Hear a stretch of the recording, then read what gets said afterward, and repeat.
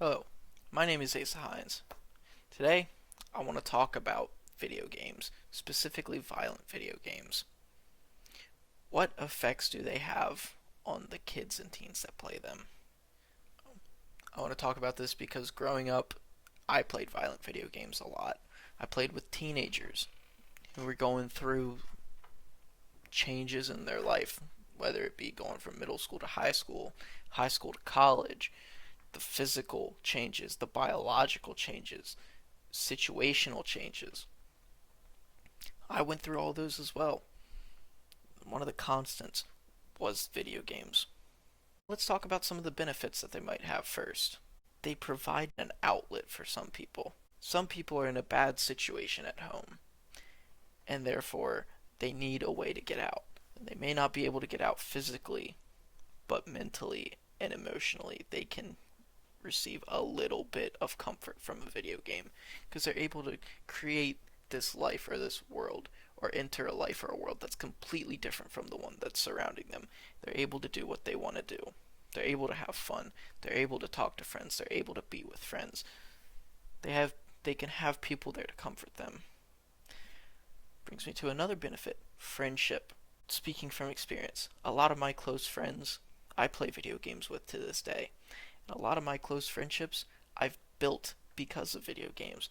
I wouldn't be as close with some people if I didn't play video games. I know that's true for a lot of people. Let's talk about some of the negative effects.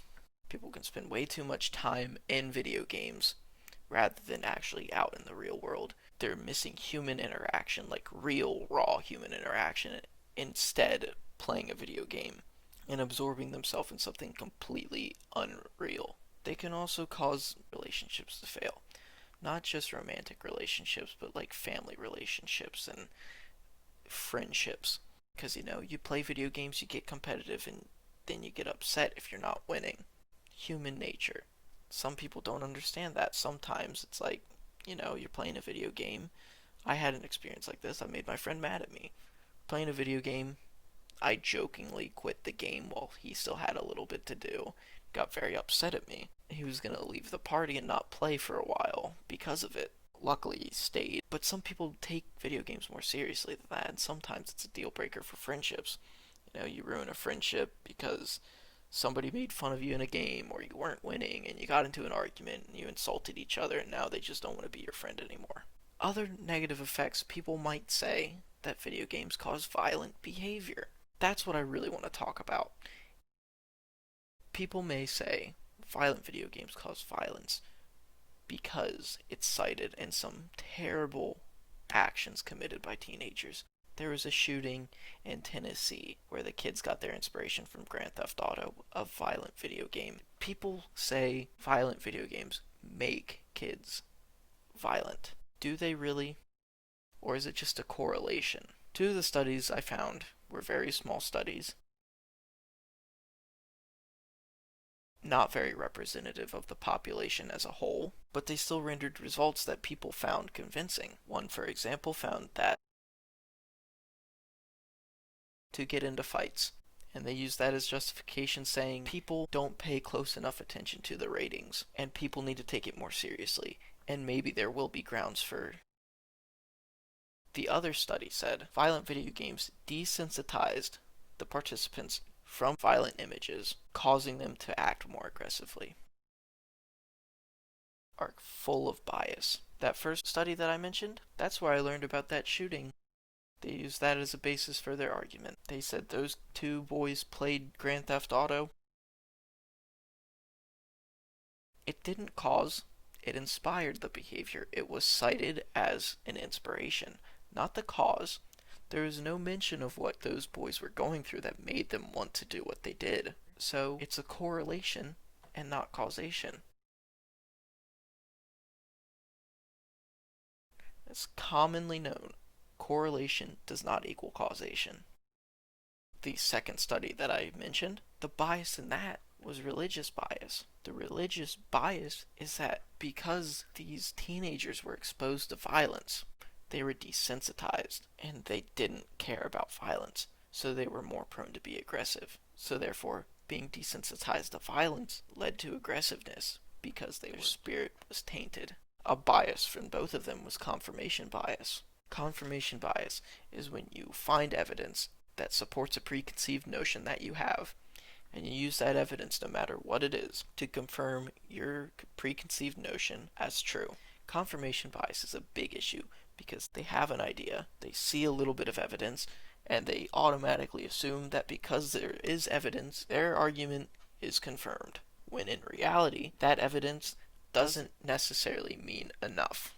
On the other hand, I read a study that said there are more factors than just violent video games that influence somebody's behavior, especially a teens. One of those factors being family situation. This study asked about their parents, whether they were allowed to play violent video games, how often they were allowed to play violent video games, and what their parents were like, if they were abusive or yelled a lot or aggressive. They took that into account. However, that would have been a great study, and it could have proved a major point, and could have been a major argument supporting violent video games and why they aren't as bad as people think. But there is a flaw to that one as well. It was a concentrated demographic.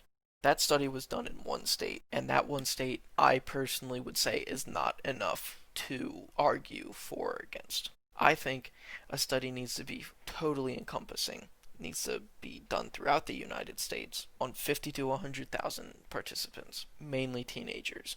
I think that study needs to take into account not only how often and what violent video games they play, but also what sports they might play, what their family situation might be, what their living conditions are, what their school situations are, and I think it also needs to study a little bit about genetics. I think they need to understand how somebody could be predisposed. In my opinion, violence and aggression are related. Aggression leads to violence. Genetically, somebody could be more predisposed to aggression than somebody else.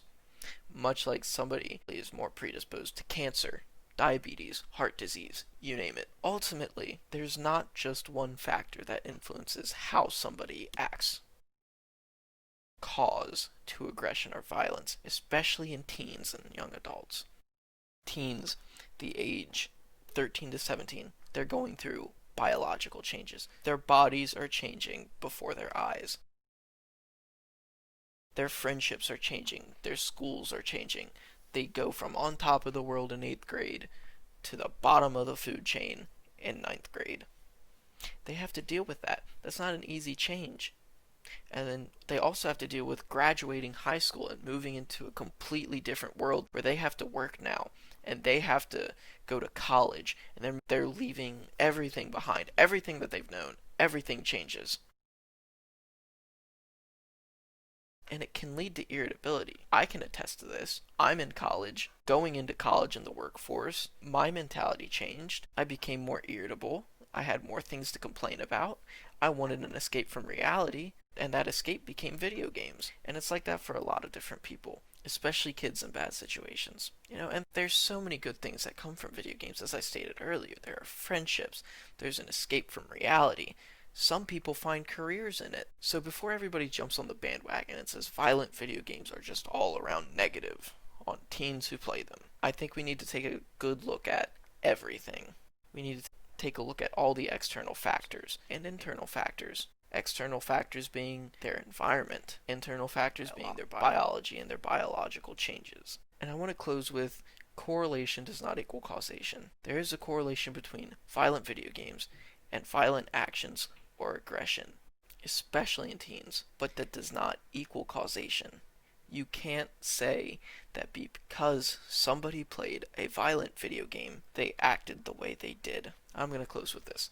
The final study that I read looked at previous studies conducted on the topic of violent video games and aggressive behavior, or violent behavior. That study factored out bias and all the studies that it looked at. When that study did that, the results were that there was no evidence other than a tad bit of correlation that proved that violent video games cause violent behavior. So before you go off and think that violent video games cause teenagers to act violently or aggressively, I want you to think about everything else that affects how a teenager acts, whether it be sports, whether it be a job, their family situation.